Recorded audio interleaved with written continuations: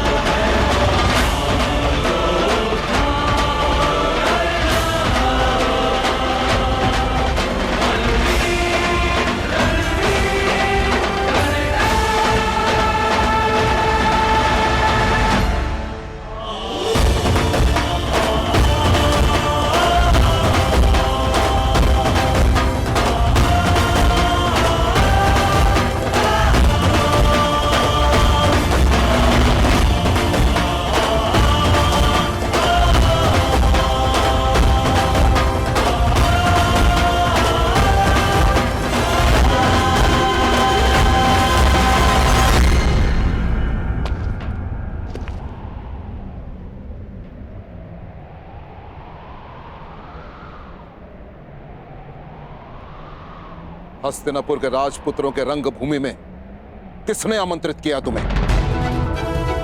उत्तर दो।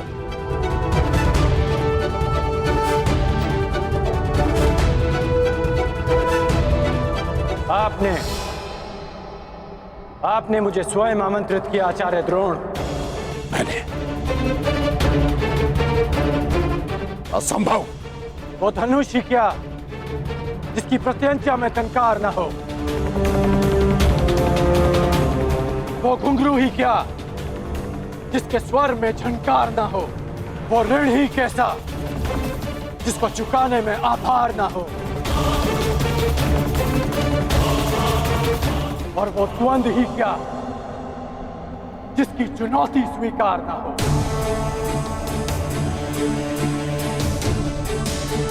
आपने हस्तिनापुर की प्रजा और माननीय अतिथियों के मध्य चुनौती दी थी। मैंने तो मात्र उसे स्वीकार किया है।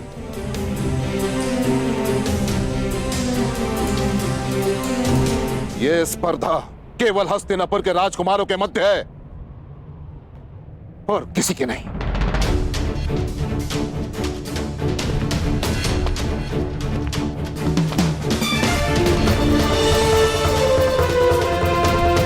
जब तक ये द्वंद्व राजकुमारों के मध्य था, मैं दर्शकों के मध्य बैठा रहा। जब तक आपके वचन अर्जुन की प्रशंसा करते रहे, मेरे बाण मौन थे।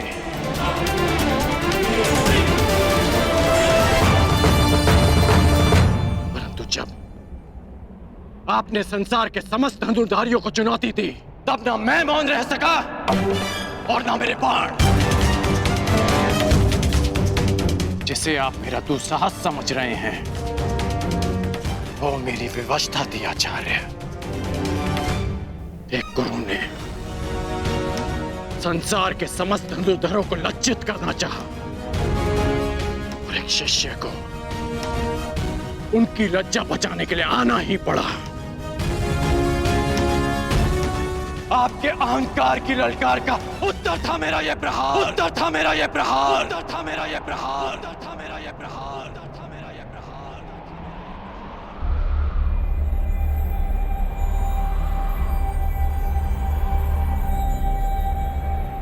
मैं सबके समक्ष अर्जुन को द्वंद्व की चुनौती देता हूं, चुनौती देता हूं, चुनौती देता हूं, चुनौती देता हूं, चुनौती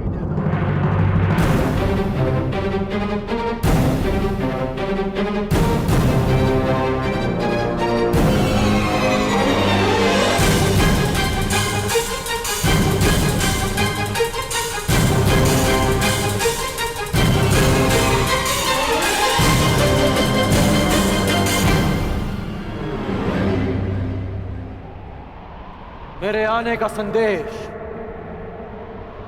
कल राज्यसभा में मिल ही गया होगा आपको।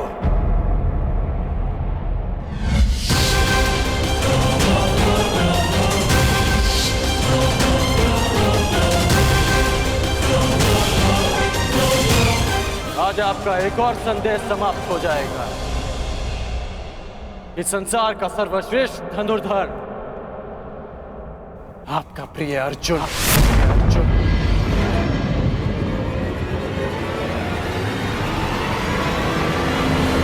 कौन है ये मूर्ख युवक विदुर जो आचार्य द्रोण के शिष्य को ललकार रहा है? और मेरा मत है कि इसकी चुनौती स्वीकार करना ही मूर्खता होगी। यदि ऐसा है तो आज मैं अपने आचार्य की घोषणा पर सत्य की मुद्रा अंकित करूंगा। हस्तिनापुर के समक्ष यह सिद्ध करूंगा कि वो सुरक्षित हाथों में।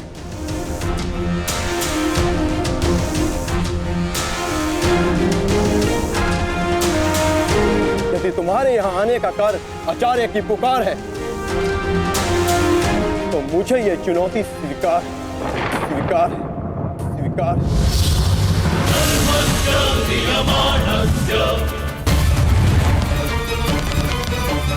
सर्वस्य